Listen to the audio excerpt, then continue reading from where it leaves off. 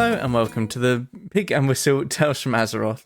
As always here at the Pig and Whistle Inn in Stormwind, I go for a variety of subjects with regards to World of Warcraft. So grab a bottle or a pint, sit back and enjoy. This episode we'll be going over Cataclysm mainly, and then we'll be talking about a few other bits and bobs that are happening within World of Warcraft.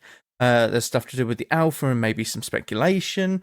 There's some story reveals for alpha as well. I will obviously say when I'm going to go over that, because that is very spoilery. It has spoils in it. And I will be finishing up with any forums depending on the time. But we will obviously start off with the weekly news, as always. Lisknoth, Zakali Elders, and Aerostar are your weekly world bosses for the week. They are located in Thaldraszus, Zaralak Caverns, and Emerald Dream. Your empowered, is it empowered? Yeah, your empowered section of Dragonflight this week is Zakali Elders and the Zaralak Caverns. So this means Aberrus, the second raid of the expansion, is the empowered raid and will drop items that are equivalent item level to this season's item level. So if you need anything from them raids or that particular area of the zones, then now is your time to do it. Arena skirmishes are your bonus event for the week. What you get with doing arena skirmishes is 50% more honor acquired via these skirmishes. So if you're looking to gear someone or just have some spare honor lying around, now is the time to do that with these skirmishes. And they are a good way for practicing classes that you don't have a lot of experience on.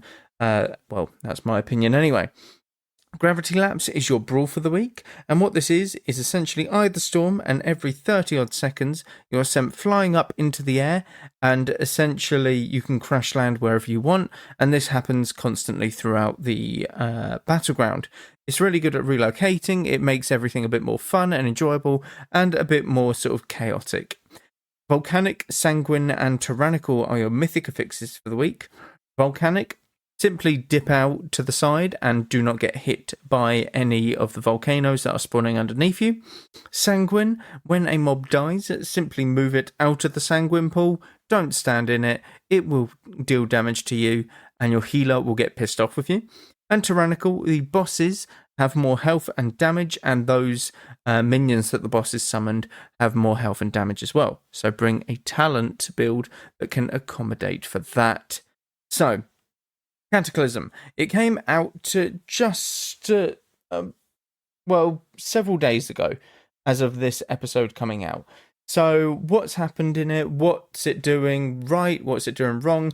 What are my first thoughts on it? Cataclysm leveling, the first few levels, you go from level 80 to level 83.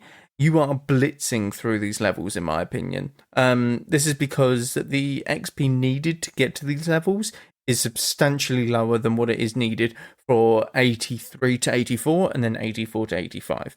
To put it into perspective, level 83 to 84 needs about 5 million XP. Level 84 to 85 needs 10 million, so you're doubling. But I think the levels before that are something around 2 mil mark, so you're constantly going up and up. And it does take a bit of a time to level. I myself am pretty efficient at leveling, and it took me about 5 hours, not 5 hours of hardcore leveling, really going for it. About 5 hours of, dilly-dallying and, chilling out, doing some very chilled leveling, that kind of deal. So it will take you a bit of time to get there.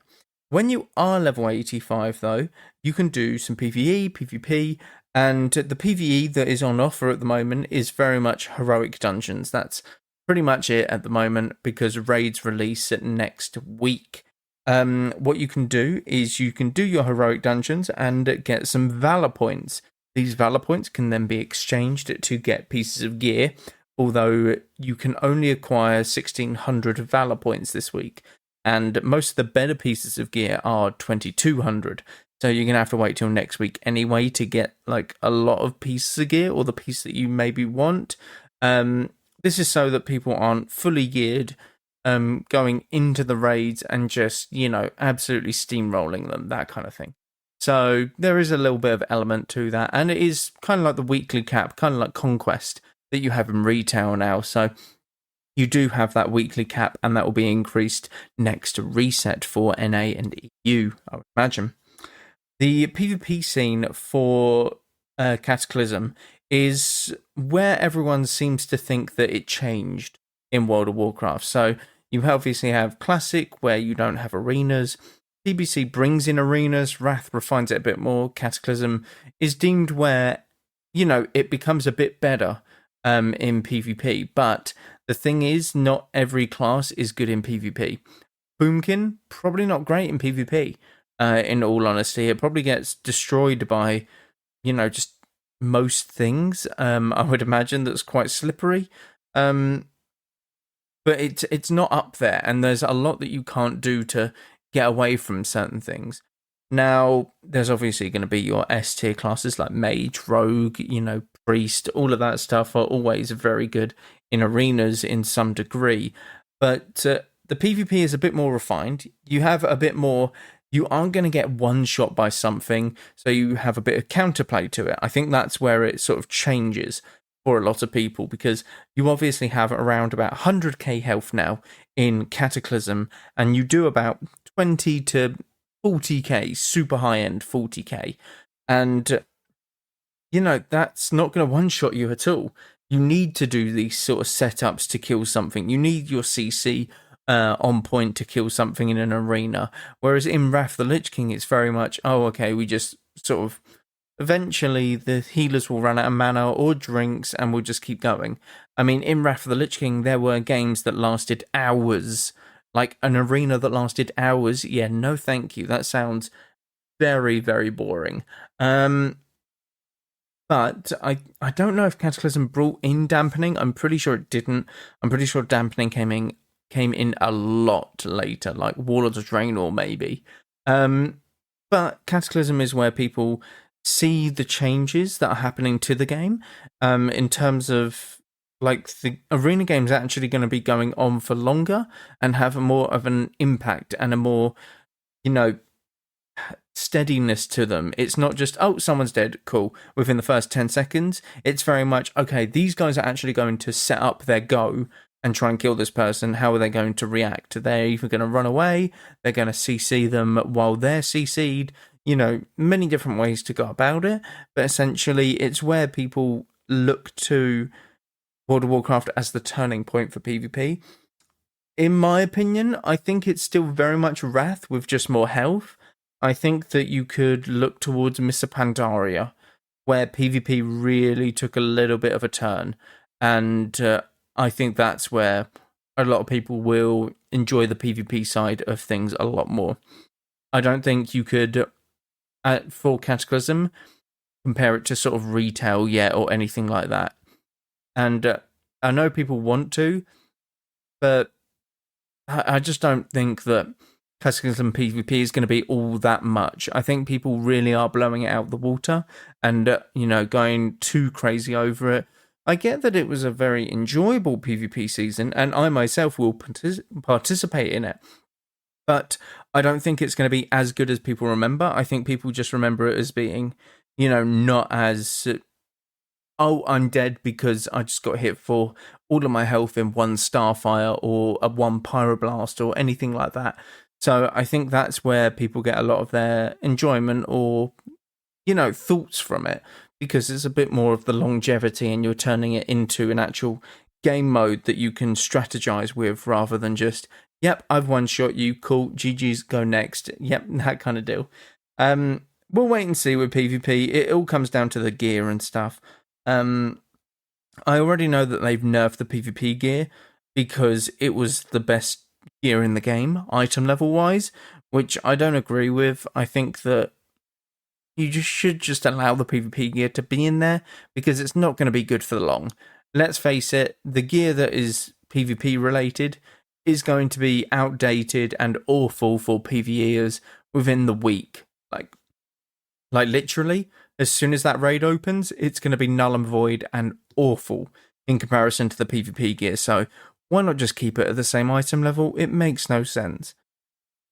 As for classes, now, I have only played Boomkin at the moment, but I am enjoying my class a lot more. I'm enjoying the fact that I don't just, I've got a proc now of an Eclipse. All I do is spam Wrath. Kind of is the same, but at the same time, my damage breakdown in Wrath of the Lich King was Wrath or Starfire. And the thing about that is it's boring. It's 2 buttons. I'm either pressing Wrath or Starfire, nothing else. Whereas if I look at my breakdown now, I see Star Surges in there, I see Starfalls, I see Starfire and Wrath still, but I also see Summerfire, Insect Swarm, I see Thorns, I see Mushrooms, Wild Mushrooms. You know, all of it is contributing and nothing is like the lead, like, runner for my damage. So I'm not just stuck pressing one ability, which I think is what Cataclysm does very well, in my honest opinion. It does make it into more of a, you have a rotation rather than just, spam Frostbolt or spam Starfire, spam Pyroblast or Fireball, you know, that kind of deal. There is an actual rotation and a method to the madness and a method to your DPS meter, all of a sudden, which a lot of people won't understand. So they'll need to get used to that, in my opinion, which will be quite fun to see. Overall, I think we are yet to see how good Cataclysm can be, but I think it will be very good for the healthiness of how long the expansion will be going on for, because they've already laid out the roadmap for it, and it's not going to be up for long. It's going to be about a year it's up for. So this time next year, we could honestly be in Mists of Pandaria, because I think before winter time, they're essentially releasing the Rage of the Firelands, which is just one patch away from being complete, if I'm not mistaken. And they're thinking of doing that before, like, winter time. So I definitely think that this time next year will be in Mists of Pandaria, and I'm all for it. I'm all for these, like, shorter bursts of, expansions gone by, because it doesn't leave that sour taste in the mouth. Unlike Wrath of the Lich King, I think Wrath of the Lich King is still one of the best expansions that has ever been released, just through content-wise and, the raids itself. But what Classic did was sort of leave it too long. So Ulduar, they had out for several months. I can understand Ulduar being out for a little bit longer, purely because Ulduar back in actual Wrath of the Lich King, back in 2008, 2009, whenever it was, wasn't released for that long before Trial of the Crusader. So Ulduar became outdated and null and void. So they wanted to give people a bit more of a shot and a look into Ulduar, as it is a very lucrative and cool instance, in my opinion. I think it is a very good raid. But they left it a little bit too long. And then don't get me started on Icecrown Citadel. For 8 months, we were raiding the same raid. Now, I love Icecrown Citadel. I think it's one of the best raids in the game. Lore-wise, boss-wise, the way it feels, looks, all of that stuff. But 8 months for one raid? You would get crucified if that was retail World of Warcraft. You would get absolutely slaughtered because people wouldn't stand for it now. But because it's Classic, people are like, oh, okay, we can understand that. Or to an extent, I think a lot of people were still pissed off about it. But, that's besides the point. I think Cataclysm will be very good. I think the Cataclysm leveling is very good. I think the classes are a bit more well-rounded and a bit more, I can do a few different things, but you can probably do it a lot better than me, kind of deal, is what I think it is anyway. So, like, pure damage, you're looking at warriors at the moment and melee, purely on the basis of gear. Whereas if you get into raids, I think casters are going to be skyrocketing with more of the gear that comes out of the raids, in comparison to melees, I should say. But who knows? I definitely think keep an eye on it, because we won't be in Cataclysm for long. I'm always a big fan of them doing all of the expansions as a classic version, because those who never got to experience it are allowed to via this method, which I think should always be done. And there is some really good content that a lot of people have not experienced as current content, and they should get to. Just because they played, didn't play World of Warcraft when it was current content, and they played when Shadowlands came out, let's say, so to speak, they shouldn't be stopped from giving the old expansions a try as they were back when it was current content. I think it's the best thing that they can do. And let's face it, money-wise, it's probably a good idea as well, because people will still come back for Mists of Pandaria and try it out. Same with Warlords of Draenor, even though it's got loads of bad reputation, the content in it was amazing. That's the thing. And that's what a lot of people need to understand. That content in there was quality. It was just the lack of it, which kind of ruined the expansion as a whole, which is a bit shit. But let's move on. We will move on to Alpha. Now, the Alpha realm has been taken down, and it's not taken down fully. It has been simply taken down for maintenance. Now, what maintenance is this? No one knows. No one knows when the realm will be back up. But my prediction is that we will be seeing a beta when we next see it come back up. I think that we are getting very close to a beta stage of the War Within. Now, I don't know when they'll do this, but I'm guessing next reset, they're getting ready for servers-wise to send out a lot of invites to those who have pre-purchased it with a certain pack or whatever it is. I think it's the heroic pack where you can get a bit of game time or guaranteed beta access, that sort of stuff. They're getting ready for that. That's my opinion. And I think that the alpha will be back up, but nothing will have changed. I think they're just internally updating it so that the servers are going to be able to handle the influx of players for a beta, unless it will be an open beta, essentially, because of the amount of people that will probably be invited in, which is really, really good. We are on the cusp of being able to see the War Within and give it a go and, really test out everything and find whatever bugs there might be within the game. I think that the best thing that you can do is try and break the game if you get the beta or the alpha, purely because that way they can fix it before the game actually launches. And bugs in any sort of game are really enjoyable. They just really are enjoyable. I mean, there's been loads of bugs in the game before, but yeah, it's always good to find them in a testing phase rather than the actual game, because it will be really shit to get to a certain point within the questing and then suddenly a NPC bugs and you can't continue your quests, so you can't get to max level, or, you make it really tough to get to the next level, that kind of deal. That's not what you want. It's what no one wants. And, just have fun with it. I think that the beta will be coming out this week. I'm going to say this week, or not this week, but, next week, when the reset happens. So next Tuesday for NA or Wednesday for EU.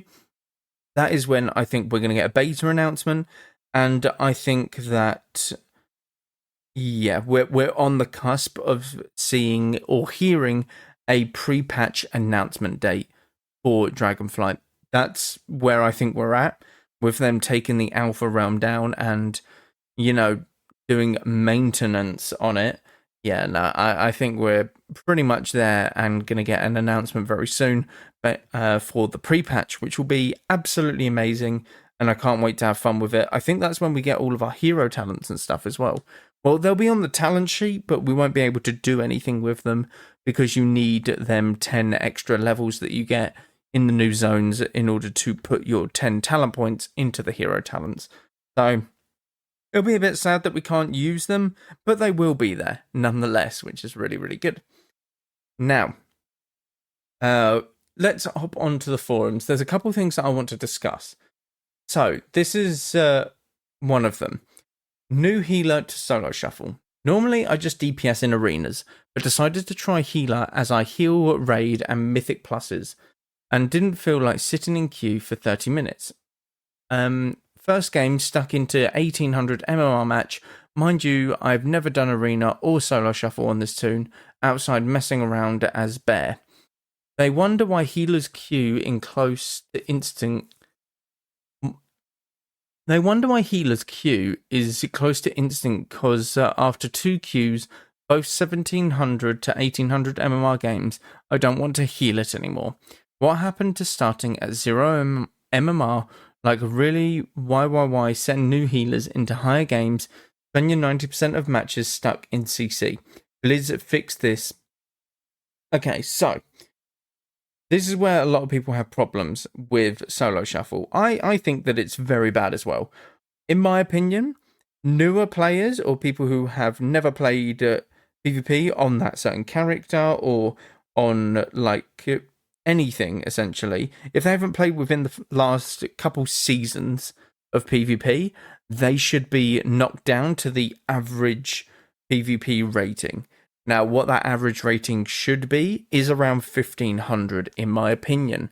That's where you should start if you have not done any PvP or on that character for a couple seasons. And it can check if you have and go off of that MMR. So, what I mean by this is you have a druid from last season who's a gladiator. Yeah? And he's put into a game because last season he was glad. Makes sense, doesn't it? You would put someone in that rating. If that person hadn't done any PvP since Shadowlands, let's say, they should be put into a 1500 lobby. And if they are still at the same rating or still just as good as they were back in Shadowlands when they were glad or whatever, then you should be doing a lot better in them lobbies. You should 6-0 that lobby, essentially, if it's a 1500 lobby. And then the algorithm or the MMR or whatever it is behind the whole, shebang should be able to say, okay, we can see that you still got it. We'll bump you up a little bit just to see where you are, get you into it again. Because it is rough going into an 1800 lobby. It's not an easy lobby, but it is kind of an easy lobby is the best way to say it. It's very much medium, whereas you should be starting on the lower part, depending on, if you haven't PvP'd in a while for the past few seasons or whatever, that kind of thing. Now, healing-wise, yes, you are going to get stuck in CC a lot. It's very much what CCs you trinket, what CCs you can avoid with, I don't know, if you're a priest, using Shadow Word Death or Fade or Spirit of Redemption, many different ways to avoid CC, but even just through positioning, you can avoid CC. But essentially, yeah, it's not great that you're being put at 1800. I think that you should definitely be put at 1500, for sure. If you are someone who is returning to PvP and hasn't done any for a few seasons now, or if you just straight up haven't done it like in the past at all, this is where you should be put 1500. You shouldn't be put anything above that. But if you are looking to get into PvP, please just try and punch through that initial sort of, I don't even know how to put it. That initial shit show is the best way to put it, because if you're new to PvP and you jump into solo shuffle, you are not going to have a good time. Straight up, the first couple games, you are not going to have a good time until it balances you. Now, this is the same for most games. If you look at Overwatch as an example, if you are to go into competitive, it will put you into a gold/platinum lobby. Yeah, this is what it always did. Now, if you're worse than that, you will obviously drop down to gold, and then gold/silver, and then silver, and then, bronze/silver. You'd be going down constantly. If you're better, it would slowly boost you up. So plat/diamond, diamond/masters. You get the gist. Now, they do need that initial bit of calibrating for your MMR and your ranking, because it doesn't know you. The game doesn't know you, and you can't give it a CV and be like, yep, I'm a multi-BlizzCon champion or something. It doesn't know you like that, unless you obviously have played that character before in PvP, but you probably haven't if you've never done PvP before. And solo shuffle is very daunting. You just have to get over that initial hump. And that's the tough bit for a lot of people in PvP, because you've got people who are toxic, cry about it, about anything, complain. You've got all of that stuff that's in every single game. But and then on top of that, you've got to learn what everyone's spells do, how they interact with each other, what to avoid, what to trinket, what to, use a big cooldown on, all of that different things. And it is very, very daunting for the newer player to get into PvP, but you really just have to stick with it. It's so tough to do, but that's all the advice I can give. If you are certainly healing solo shuffle, I implore you not to take it too seriously. That's how I try and go about my healing shuffles. I really try and do it just very, not unseriously, but I take it very easy when I do my healer shuffles, and I feel very relaxed. And I actually end up enjoying my healing games. I think I enjoy them a lot more than my DPS, to be honest, and I love playing my Boomkin. That's the thing. So, yeah, I don't know. You've really just got to get through that initial grind and in order to enjoy your solo shuffles as a healer, in my opinion. But that is where I will end it for this episode. Thank you all very much for listening. As always, do check out all of the social media stuff. Constant stuff is happening down below. But thank you all very much once again, and go with valor, friend. Goodbye all.